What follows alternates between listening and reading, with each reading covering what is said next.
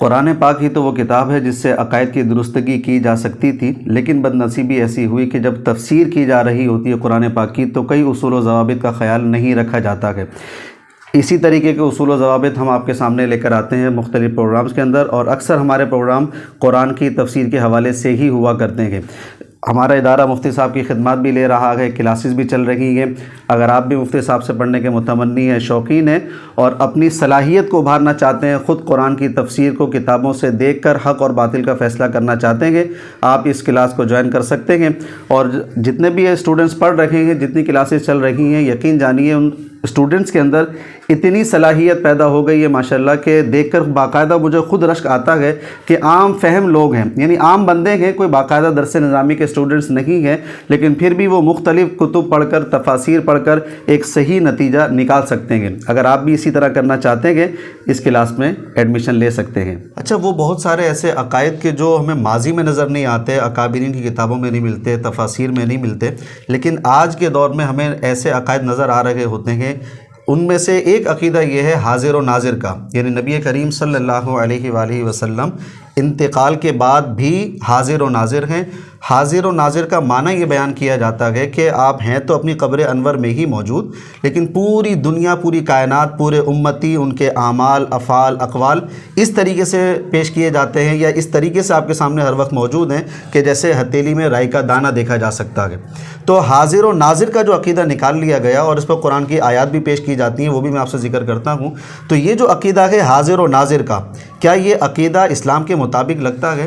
دیکھیں، اللہ تعالیٰ کے جتنے بھی انبیاء تشریف لائے ہیں علیہم الصلاۃ والسلام، ان کا وہ بڑا مقام ہے، اعلیٰ مقام ہے، اور جس پر انسان کے الفاظ ختم ہو جاتے ہیں۔ صحیح۔ انہی کے ذریعے سے اس دنیا میں ہدایتیں جاری ہوئی ہیں اور انہی کے ذریعے سے اللہ کی معرفتیں ملی ہیں، آخرت کی معرفت ملی ہے۔ صحیح۔ لہذا جتنا بڑا مقام ہے بہت اعلیٰ، لیکن بات صرف اتنی ہے کہ غلوف کی اجازت بھی اللہ نے ہمیں نہیں دی۔ غلوف کہتے ہیں کہ لمٹ کراس کر جانا، حد سے بڑھ جانا۔ جس بات کی اجازت اللہ نے نہ دی ہو، اس کے رسول پاک علیہ السلام نے نہ دی ہو، ہم اس حد کو کراس کر کے جائیں گے، یہ پرابلم ہے۔ تو یہ ہمیں بڑی احتیاط کرنی چاہیے، ایسا کوئی بھی نظریہ کہ کسی بھی اللہ کے نبی سے متعلق رکھنا کہ بعد از وصال بھی جتنے بھی قیامت تک کے امور ہیں ان سب کو وہ بالکل جس طرح کہتے ہیں کہ دیکھنا، آنکھوں سے مشاہدہ کرنا، قرآن پاک کی اس پر کوئی نص بھی موجود نہیں ہے، ایسا بالکل نہیں ہے۔ ہمیں بالکل احتیاط کرنی چاہیے اور اپنے عقائد کو، نظریات کو قرآن پاک کے مطابقت میں لے کے جانا چاہیے۔ اچھا، معاملہ یہ ہوتا ہے کہ قرآن میں باقاعدہ الفاظ موجود ہیں، اس کا ترجمہ کیا جاتا ہے، ان ترجموں سے ہی عقائد بننے ہوتے ہیں، ظاہر سی بات ہے۔ اب ایک عام بندہ ہے وہ تو ترجمے سے ہی عقیدہ سمجھے گا، بھئی فلاں آیت ہے اس کا ترجمہ جا کر پڑھ لو۔ وہ ظاہر سی بات ہے نہ تو عربی جانتا ہے، نہ تفسیروں کو کھنگال سکتا، وہ کچھ بھی نہیں کر سکتا۔ اب جیسے یہ شاہد کا لفظ آیا ہے قرآن پاک میں، یا ایھا النبی انا ارسلناک شاہدا ومبشرا ونذیرا، ہم نے آپ کو شاہد بنا کر بھیجا ہے۔ اس شاہد کے معنی سے وہ کہتے ہیں کہ جناب اس کا مطلب ہوتا ہے حاضر و ناظر، یعنی شاہد مشاہدہ کرنا، شاہد گواہ بن جانا، دیکھنا باقاعدہ معاملے کو۔ اس لیے ہم یہ کہتے ہیں جب اللہ نے اپنے نبی کو شاہد بنایا گیا، لہٰذا اب حضور علیہ الصلاۃ والسلام ہمارے ہر معاملے سے، ہمارے قول، فعل، نیکیاں، گناہ، ہر عمل سے حضور باخبر، واقف ہیں۔ دیکھیں، قرآن پاک سے جب بھی کوئی نتیجہ نکالا جاتا ہے، اصول استدلال میں یہ باقاعدہ پڑھایا جاتا ہے، سکھایا جاتا ہے، اس کی پریکٹس کروائی جاتی ہے کہ میرا کوئی بھی نتیجہ اگر قرآن سے ہی متعارض ہو کے کھڑا ہو جائے گا وہ نتیجہ باطل ہو جائے گا۔ بالکل ٹھیک ہے۔ بدقسمتی یہ ہوتی ہے کہ ہم قرآن کے اس تعارض کی طرف نظر نہیں کرتے۔ دیکھیے گا کہ کوئی بھی گواہ ہے، آنکھوں دیکھا جس نے مشاہدہ کیا، اس کو بھی عربی میں شاہد کہا جاتا ہے۔ ٹھیک ہے، لیکن عربی میں شاہد صرف اس کو نہیں کہتے جو آنکھوں دیکھا مشاہدہ کرنے والا، اچھا، بلکہ قطعی علم کی بنیاد پر بھی جب آپ گواہی دے دیتے ہیں تو اس کو بھی شاہد کہا جاتا ہے۔ اچھا، صحیح۔ اگر ہم شاہد کا معنی یہ لے لیں کہ اس کے لیے مشاہدہ ضروری ہے تو دیکھیے گا قرآن خود متعارض ہو کے کھڑا ہو جاتا ہے۔ اچھا، دیکھیے گا شاہد کے لفظ سے اگر آپ یہ استدلال کرتے ہیں کہ شاہد کے اندر مشاہدہ ہونا نہایت ضروری ہے، اس کے بغیر شاہد کا اطلاق ہی باطل ہے۔ اللہ قرآن میں فرماتے ہیں شاہد اللہ انہ لا الہ الا ہو، اللہ خود شاہد ہے، اس کے علاوہ کوئی بھی معبود نہیں۔ صحیح ہے۔ والملائکہ واولو العلم قائما بالقسط، اور جتنے بھی علم والے ہیں وہ بھی گواہ ہیں کس چیز کے اوپر؟ اللہ رب العزت کی وحدانیت پہ وہ گواہ ہیں۔ سوال یہ ہے کہ جتنے بھی علم والے اللہ تعالیٰ کی وحدانیت کے مقر ہیں، اقرار کر رہے ہیں، ایمان لے کر آ رہے ہیں، اللہ کی ذات کا مشاہدہ کر کے بات کر رہے ہیں؟ نہیں، علم قطعی کی بنیاد پر کر رہے ہیں، مشاہدے کی بنیاد پر نہیں کر رہے۔ تو اگر ہم یہ بولیں کہ شاہد کا یہ مطلب ہوتا ہے کہ اس میں مشاہدہ ضروری ہے، تو سب قرآن متعارض ہو کے کھڑا ہو جائے گا. ہماری تو شہادت، پہلی شہادت جو اشہد ان لا الہ الا اللہ، وہ استدلال کی بنیاد پر، قطعی علم کی بنیاد پر ہم یہ شہادت دیتے ہیں، مشاہداتی طور پر نہیں دیتے. وہ تو قرآن نص کرتا ہے لن ترانی، کہ مشاہدہ تو اللہ کے نبیوں کو بھی نہیں کروایا کہ حضرت موسیٰ علیہ السلام نے عرضی کی تھی تو اللہ رب العزت کی طرف سے ممانعت آ گئی تھی. تو سب سے پہلے ہم نے دیکھنا ہوتا ہے کہ میں کیا معنی لے رہا ہوں، قرآن متعارض ہو کے تو نہیں کھڑا ہو رہا. بڑی احتیاط کرنی چاہیے. اچھا سر، ابھی آپ نے بات چھیڑ ہی دی، اس طرف چلتے ہیں تھوڑا سا. جیسے لن ترانی کا آپ نے کہا، اب یہاں پر آپ نے یہ بات تو کہہ دی کہ جناب اس میں مشاہدہ ضروری نہیں ہے، لیکن جو فرقے والے کی عقیدہ رکھتے ہیں وہ کہتے ہیں جناب معراج کی رات اللہ رب العزت کا دیدار تو ہمارے نبی نے کیا ہے، وہ تو ثابت ہے. آپ لن ترانی صرف موسیٰ علیہ السلام تک رکھیے نا، سب نبیوں پہ کیسے ڈال رہے ہیں؟ دیکھیں رسول اللہ صلی اللہ علیہ وسلم کا اللہ کا دیدار ہونا، آپ خود پڑھ لیں محققین علماء کرام کی تو تمام کے تمام جماعت اس طرف ہے کہ وہ ایک منامی کیفیت تھی، ایک قلبی رویت تھی. ایسی رویت کے تو محققین علماء شروع سے منع ہی کرتے آئے ہیں. اور دوسرا بات یہ ہے کہ قرآن پاک متعارض نہیں ہونا چاہیے نا. میں نے ایک چیز کے ایک معنی ایسا لیا قرآن متعارض ہو گیا. اچھا دوسری میں دلیل دے سکتا ہوں کہ اگر شاہد ہونا مشاہدے کو مستلزم ہے تو اللہ نے ہمیں بھی تو شاہد قرار دیا ہے. اللہ بیان فرماتے ہیں وَكَذَلِكَ جَعَلْنَاكُمْ أُمَّةً وَسَطًا لِتَكُونُوا شُهَدَاءَ عَلَى النَّاسِ. اللہ نے فرمایا میں نے آپ کو، تمہیں امت وسط بنا دیا، اب تم علی الناس، تمام لوگوں کے لیے ان کے اوپر شہداء ہیں. سوال یہ کہ ان شہداء میں مشاہدہ داخل ہے تو یہ تو پھر میرے لیے بھی شان ہونی چاہیے، سب کے لیے ہونی چاہیے کہ ہر امتی کے لیے مشاہدہ ضروری ہے پوری دنیا کے ہر لوگوں کا. ایسا بالکل نہیں ہے. تو قرآن پاک سے کوئی بھی نتیجہ متعارض نہیں ہونا چاہیے، اس چیز کا ہمیں خیال کرنا ضروری ہے. لہٰذا یہ نظریہ نہیں ٹھیک. اچھا چلیں، یہ تو آپ نے بیان کر دیا کہ جناب شاہد کے لیے مشاہدہ ہونا ضروری نہیں، علم قطعی ہوگی، اس بات پر بھی قیامت میں گواہی دے سکتے ہیں. لہذا اس آیت سے نبی علیہ السلام کے سامنے ہر معاملے کو ہر وقت سامنے رکھنا یہ ضروری نہیں ہوا، قرآن سے الگ ہو جاتا ہے. ضروری نہیں، ڈائریکٹ قرآن کے خلاف ہو جاتا ہے. ایک تو یہ تو ابھی مانوی لحاظ سے ہم نے بحث کی، ڈائریکٹ قرآن کے خلاف کیسے ہو جاتا ہے. آپ دیکھیے گا سورہ مائدہ پڑھ کے دیکھیں، جو سوکے کلام چل رہا ہے وہی آپ کو بتا دے گا. اللہ بیان فرما رہے ہیں یوم یجمع اللہ الرسل، بروز قیامت تمام میرے رسول کھڑے ہوں گے اور اللہ کی طرف سے ان سے پوچھا جائے گا ماذا اجبتم، کہ آپ کے بعد، آپ کی وفات کے بعد جو امتیں آگے بڑھی ہیں ان کے حوالے سے آپ کے پاس کیا علم ہے کیا نہیں ہے، ان تک دعوت پہنچی تو انہوں نے کیا جواب دیا. آگے کی بات ہے، یہ میں آگے کی کو کہہ رہا ہوں، ابھی بتاتا ہوں. اچھا، تو تمام کے تمام رسول وہاں پر ایک ہی جواب دیں گے، لا علم لنا، اللہ بات کا ہمیں کوئی علم نہیں. صحیح، جو قرآن کی نص ہے. صحیح. اچھا اس کے اندر بعد کی بات ہم کیوں کر رہے ہیں؟ کیونکہ اس دنیا کے اندر تو شاہد آپ بالکل ہے، تو قرآن کی نص موجود ہے. صحیح. پھر سوکے کلام آپ خود دیکھیں کہ یہ اصول بیان کر کے بروز قیامت تمام رسول یہی جواب دیں گے. اس کے بعد اللہ تعالیٰ نے حضرت عیسیٰ علیہ السلام کا خاص طور پر واقعہ ذکر فرما دیا کہ بروز قیامت عیسیٰ کریم علیہ السلام سے اللہ رب العزت پوچھیں گے اَأَنْتَ قُلْتَ لِلنَّاسِ اتَّخِذُونِي وَأُمِّيَ إِلَٰهَيْنِ مِن دُونِ اللَّهِ، جی کیا آپ نے یہ دعوت دی تھی کہ مجھے خدا بنا لو یا ہماری والدہ کو؟ تو عیسیٰ علیہ السلام فوراً عاجز ہوں گے، عرض کریں گے اللہ ہم نے ایسی کوئی دعوت نہیں دی. اس کے بعد آپ جملے پہ غور کیجئے گا، قرآن پاک کہتا ہے کہ كُنْتُ عَلَيْهِمْ شَهِيدًا مَا دُمْتُ فِيهِمْ، ہم شہید تھے جب تک ہم ان میں زندہ تھے. سر الفاظ میں ہم شہید تھے جب تک ہم ان میں زندہ تھے. فَلَمَّا تَوَفَّيْتَنِي، اللہ جب تو نے مجھے متوفی کر دیا، كُنْتَ أَنْتَ رَقِيبَ عَلَيْهِمْ، اب تو معاملہ تیرے پاس ہے. یہ کتنی پیاری آیت ہے جو اس بات کو متعین کر رہی ہے کہ یہ شہادت دنیا کے اندر تو شاہد تھے، اللہ کے نبی عیسیٰ کریم علیہ السلام بھی شاہد تھے، شہید تھے، لیکن بعد کے جو معاملات تھے جسے ہم کہتے ہیں اللہ کے نبی کے بعد، وفات کے بعد کے جو دیگر معاملات ہیں، اس کے اوپر شہادت کا اطلاق اس طرح کر دینا وہ بالکل قرآن کے خلاف ہوتا ہے. یہی چیز آپ دیکھیں گے تو حدیث بھی ہے نبی پاک علیہ السلام کی، اللہ کے رسول پاک علیہ السلام فرماتے ہیں بروز قیامت جو جملہ عیسیٰ کریم علیہ السلام نے عرض کی ہم بھی وہی عرض کریں گے کہ اللہ جب تک ہم ان میں موجود ہیں معاملات تو ہمارے سامنے تھے. فلما توفیتنی، جب تو نے ہمیں اپنے پاس بلا لیا تو بعد کے معاملات تو تیرے سپرد ہیں. تو اس لیے قرآن کے خلاف نہیں جانی چاہیے بات، قرآن پاک اصل ہے، اسی کے بعد پھر سب چیزوں کو ہم نے دیکھنا ہوتا ہے. اچھا حیات پر جو آپ کہہ رہے ہیں کہ شاہد کا اطلاق ہو سکتا ہے نبیوں پر کہ وہ شاہد ہیں حیات پر، لیکن یہاں پر بھی شہادت سے مراد وہ تو نہیں کہ ہر وقت امتی کے معاملات سامنے رہتے ہیں؟ نہیں، ہر وقت ایسا نہیں ہے. دیکھیں یہ تو پورے قرآن پاک کا مزاج ہے. کوئی بھی اللہ کے رسول آتے ہیں وہ ایک دنیا کے، میں اس کو تھوڑی تفصیل کر دیتا ہوں تاکہ آپ کو بات سمجھ میں آ جائے. شہادت دو چیزیں ہیں جس کو قرآن نے ذکر کیا. ایک شہادت ہے دنیاوی اور ایک شہادت ہے اخروی. اچھا. ان دونوں چیزوں کو قرآن نے ذکر کیا. صحیح. دنیاوی شہادت کیسے اللہ بیان کرتے ہیں انا ارسلناک شاہدا، ہم نے آپ کو شاہد بنا کر کے اس دنیا میں بھیجا. صحیح ہے. اور آخرت کی شہادت قرآن ذکر کرتا ہے وَجِئْنَا بِكَ عَلَىٰ هَٰؤُلَاءِ شَهِيدًا. عَلَىٰ هَٰؤُلَاءِ، یہ پوری آیت اگر آپ پڑھ دیں. فَكَيْفَ إِذَا جِئْنَا مِن كُلِّ أُمَّةٍ بِشَهِيدٍ. شہید بروز قیامت اللہ کہہ رہے ہیں کہ ہر امت سے شہداء کو بلائیں گے. صحیح. وَجِئْنَا بِكَ، اور اے نبی آپ کی جو گواہی ہوگی عَلَىٰ هَٰؤُلَاءِ ان تمام کے اوپر ہوگی.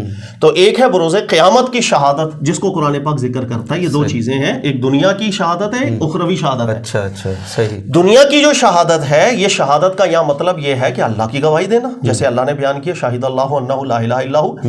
سب سے پہلے شہادت کس نے دی اللہ کے واحد ہونے کی؟ اللہ کے رسول ہی دیتے ہیں اللہ کی وحی سے. صحیح. خود ایمان لاتے ہیں، اس لیے اللہ نے فرمایا آمن رسول، سب سے پہلے رسول ایمان لے کر کے آتے ہیں. صحیح. تو سب سے پہلے وہ شاہد بنتے ہیں، اللہ کے احکامات کے شاہد بنتے ہیں، اللہ کی ذات کے شاہد بنتے ہیں، اس کی صفات کے شاہد بنتے ہیں، جنت کے دوزخ کے. پھر اس شہادت کو امت کے اوپر سپرد کر دیتے ہیں. صحیح. پھر ان کے درمیان ایک رسول کی بڑی جد و جہد ہوتی ہے، وہ فریق فی الجنہ و فریق فی السعیر. دو گروہ الگ کر کے چلے جاتے ہیں، کس پر جزا ہوگی کس پر سزا ہوگی. اور وہ فیصلہ اس دنیا میں ہو جاتا ہے. اس چیز کی بھی شہادت رسول دیتے ہیں، یعنی کہ فریق فی الجنہ کی شہادت بھی رسول دیں گے کہ یہ وہ گروہ ہے جس کے اوپر اللہ تعالیٰ کی عذاب کی شرائط پوری ہو چکی ہیں. تو یہ شہادت دنیاوی اس معنی کے اندر ہے. اور آخرت کے اندر جو شہادت ہے وہ علم قطعی کی بنیاد پر شہادت ہوگی کہ اللہ نے جس طرح اپنے کلام کے اندر پچھلی اقوام کا ذکر کر دیا، تو اس علم قطعی کی بنیاد پر پچھلی اقوام پر بھی حجت قائم کی جا سکتی ہے کہ ہاں بھئی ہمیں اللہ کی طرف سے بتا دی گئی تھی بات کہ ہر رسول نے اپنا حق ادا کیا تبلیغ کا، ایسا نہیں کہ کسی نے کوتاہی کی تھی. تو علم کی بنیاد پر شہادت ہے آخرت کی، اور یہ شہادت ہے دنیاوی. ان دو شہادتوں کا قرآن نے ذکر کیا ہے. اس کے علاوہ اگر آپ بولیں کہ کوئی بھی شخص دنیا سے چلا جائے، اس کے بعد کا جو لمحہ ہے یہاں کی کوئی شہادت، یہ قرآن کے خلاف ہو جائے گی.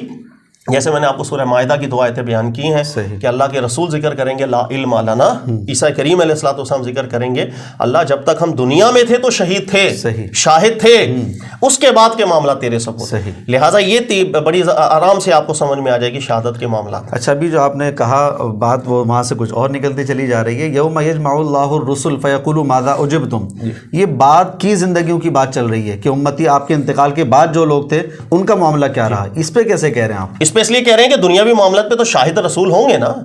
دنیا کے معاملات کے اندر تو رسول شاہد ہیں. عیسیٰ علیہ السلام کا جملہ غور کیجئے. عیسیٰ علیہ السلام کیا فرما رہے ہیں؟ اللہ جب تک ہم موجود تھے تب کے لیے تو ہم شاہد ہیں، بعد والوں کے لیے ہم نہیں. اچھا، تو یہ جو جملہ ہے ماذا اجبتم، یہ دنیا کے لیے ہو ہی نہیں سکتے، کیونکہ دنیا کے لیے تو وہ شاہد ہیں ہی. اس لیے یہ ضابطہ اللہ نے پہلے ذکر کیا کہ ہر رسول کا یہی جواب ہوگا لا علم لنا. اس کے بعد عیسیٰ علیہ السلام کا یہ واقعہ ذکر کر کے اسی مجمل کا اجمال اٹھا دیا اللہ نے کہ یہاں کس سوال کی بات کی جا رہی ہے، اور وہ بات کی جا رہی ہے جب تک دنیا کی شہادت قائم ہوگی اس کے بعد کی. لہٰذا یہ آیت کو اپنے سوق کلام سے رکھ کے دیکھنا پڑے گا. اگر تو اس دنیاوی علوم کے لیے بھی لا علم لنا ہے تو پھر شہادت کس چیز کی قائم ہوگی؟ تو یہ ذہن میں رکھیے گا کہ یہ آیت آگے اس کی تفصیل جو عیسیٰ علیہ السلام کے واقعے سے ہوئی ہے وہ اسی چیز کی تفصیل ہے. اچھا سر، کئی لوگوں نے، کئی اہل علم حضرات نے احادیث سے بھی اس عقیدے کا استنباط کیا ہے. اب مسئلہ یہ کہ اگر جیسی طریقے سے آپ فرما رہے ہیں کہ اگر ساری ہی آیات اس عقیدے کے خلاف کھڑی ہو جاتی ہیں جیسے آپ بھی فرما رہے ہیں، تو پھر روایتوں سے استدلال کیسے کر رہے ہیں؟ دیکھیں، روایت سے استدلال قرآن پاک کے ایک اصل کے بعد دیکھا جاتا ہے. ہمیشہ سب سے پہلے قرآن سے ایک اصل نکالی جائے گی، اس کے بعد دیکھا جائے گا. اچھا، قرآن پاک نے کسی بھی ایک نبی سے متعلق اگر یہ کلام فرما دیا ہوتا کہ وہ اپنے انتقال کے بعد بھی تمام کے تمام احوال سے ان کو گواہ بنایا جاتا ہے یا ان کو حاضر رکھا جاتا ہے یا ناظر رکھا جاتا ہے، تو پھر وہ ایک اصل ہوتی ہے. اس کے مقابلے میں کوئی بھی روایت آتی ہے رد کر دیتے. لیکن قرآن نے بالکل واضح طور پر 100% قطعی طور پر ذکر کر دیا سورہ مائدہ کی آیت اور عیسیٰ علیہ السلام کا واقعہ ذکر کر کے واضح طور پر کہ یہ جو تصور ہے یہ ہے ہی نہیں. لہٰذا اب جو بھی روایت ہمارے سامنے آئے گی اگر تو اس مضمون قرآن کی مطابقت میں ہے تو ہم قبول کریں گے، ورنہ رد کر دیں گے، اس کا متن منکر ہو جائے گا. لہٰذا اسی وجہ سے دو طرح کی روایتیں آ جاتی ہیں. ایک روایت ہے جس کا مفہوم جو آپ شاید ذکر کرنا چاہ رہے ہیں کہ ہر جمعرات کو غالباً تمام امت کے اعمال جو ہیں وہ نبی پاک علیہ الصلوۃ والسلام کی مبارک اعلیٰ بارگاہ میں پیش کر دیے جاتے ہیں. لیکن یہ روایت ہے اول تو سند میں بھی اختلاف رہا ہے علماء کا، لیکن اس کے متن کو اگر قبول کریں گے تو قرآن کی ان آیات کا رد ہو جاتا ہے.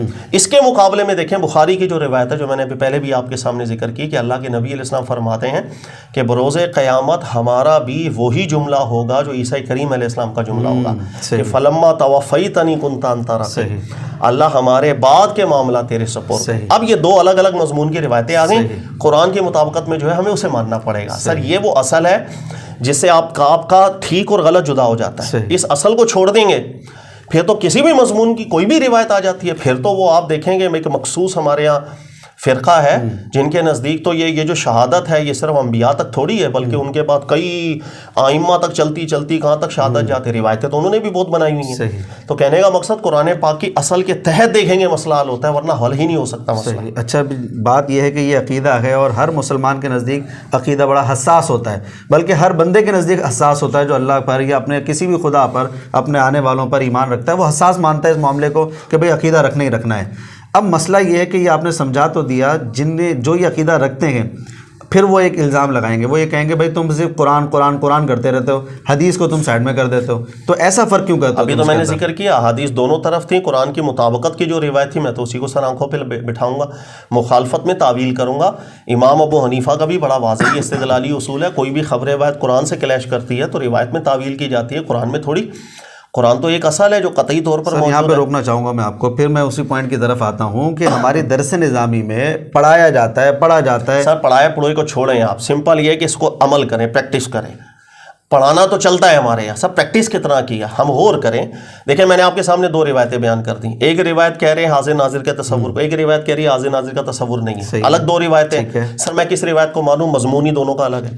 میرے پاس وہ کون سی قوت ایک فیصل ہے کہ جس کے مطابق میں بولوں یہ ٹھیک ہے یا اس کو میں نہیں مان سکتا, وہ قرآن ہی ہے نا. ہم نے پریکٹس کرنا ہے.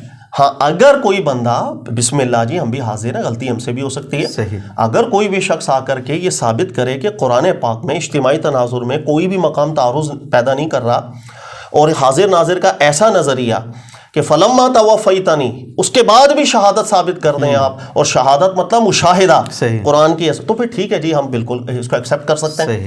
لیکن جب قرآن پاک نے ایسی بات نہیں کی تو فرقان قرآن پاک ہی بنتا ہے. اللہ نے اس کو وصف دیا اپنی کتاب کے اندر, وہ مہیمنن علیہ, ہر چیز پر یہ فیصلہ کر دے گا. کسی بھی چیز کی بنیاد پر اس میں تعویلیں نہیں کی جاتی, یہ ختمی فیصلہ کرتا ہے. تو پڑھا ہے ٹھیک ہے, اس کو اپلائی کریں گے تو بات بنے گی. اب مسئلہ چلے میں اختتام کی طرف آتا ہوں. اب جس طریقے سے ان سوالوں کے جواب اس طریقے سے دیے جائیں جو آپ دے رہے ہیں, پھر سامنے سے ایک بات کہی جاتی ہے کہ نبی علیہ الصلوۃ والسلام نے یہ جو بات فرمائی نا کہ جو کلمہ عیسیٰ علیہ السلام نے ادا کیا وہی ہم ادا کریں گے, یہ تو حضور صرف عاجزی کے طور پر فرما رہے ہیں, حقیقت سے اس کا تعلق نہیں ہے. لہٰذا عقیدہ دوبارہ وہی ثابت ہوگا کہ حضور حاضر و ناظر ہے. اب کیا جواب دیں؟ دیکھیں جو بھی الفاظ انسان منہ سے نکالے اس پر قرآن کی نص پیش کر دے, بس ختم ہو گئی بات. قرآن کی نص چاہیے ہمیں. جتنا زور آپ دیتے ہیں نا ہر بات پر کہ ایک ایک جملے پر قرآن کی آیت, قرآن کی نص کے بغیر میں کیسے اپنے مفہومات کے اوپر عقائد کیسے رکھوں؟ تو اتنے جو پھیلے ہوئے عقیدے ہیں ظاہر سی بات ہے وہ مفہومات پر ہی پھیلے ہیں. سر اصلاح کر سکتے ہیں, پھیلے ہوئے عقیدے نہیں ہیں یہ ہمارے یہاں, یہ خطہ ہے جس کے اندر ایسے نظریات ہیں. آپ مصر کے علماء کو جا کے دیکھ لیں, کویت, قطر, بحرین, مکہ, مدینہ, تمام کے تمام علماء اس بات کو بالکل واضح کرتے آئے ہیں قرآن میں شہادت کا کیا معنی ہے, اور شہادت انبیاء کرام علیہ السلام کی بعد از وفات پہ قرآن کی کیا نصوصات موجود ہیں, بالکل واضح کرتے آئے ہیں. تو ہم سمجھا سکتے ہیں, اچھے طریقے سے سمجھائیں گے انشاءاللہ, مجھے امید ہے بات سمجھ میں آئے گی لوگوں کو. اچھا دوسری آخری بات یہ کرتے ہیں کہ بھئی ایک گواہی ہوتی ہے سن کر گواہی دے دینا, اور ایک گواہی ہوتی ہے باقاعدہ دیکھ کر گواہی دینا. اگر کہیں جناب کسی سے سن کر حضور کل قیامت کے دن گواہی دیں گے امت کی, تو یہ ناقص گواہی ہوتی ہے. دیکھ کر گواہی دینا یہ کامل ہوتی ہے, چونکہ حضور سب نبیوں میں کامل ہیں, سب سے بڑے ہیں, لہذا حضور کی گواہی بھی کامل ہوگی, لہذا ماننا پڑے گا کہ مشاہدے کی میرا خیال ہے جو ہم نے بیان کر دیا ان سب کے جوابات مل جانے چاہیے. شاہد اللہ انہ لا الہ الا ہو, اللہ کی شہادت واولو العلم قائما بالقسط آپ دیتے ہیں, مشاہداتی طور پر دیتے ہیں یا نہیں؟ علمی طور پر. جب مشاہداتی تو اس کا مطلب ہے ہم سب کا ایمان ہے ہی نہیں, کیونکہ شہادت کامل ہی نہیں ہوگی, تو کامل شہادت چاہیے ایمان کے لیے. سر علم قطعی کی بنیاد پر شہادت دی جاتی ہے, اور چونکہ مشاہدے سے بھی عام طور پر علم قطعی حاصل ہوتا ہے, اس لیے اس کو بھی شہادت کہا جاتا ہے. صرف اس کو شہادت کہا جاتا ہے, ایسا نہیں. ہماری تو جنت پر شہادت ہے, سر جنت کو آنکھوں سے میں نے نہیں دیکھا, ہماری تو پوری ایمانیت غیب ہے, لیکن ہر چیز پر شہادت ہے.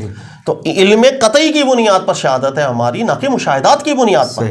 تو یہ چیزوں کا فرق ہمیشہ ذہن میں رکھیں کہ شہادت میں ہر دفعہ مشاہدہ داخل نہیں ہوتا, علم قطعی بنیادی چیز ہے.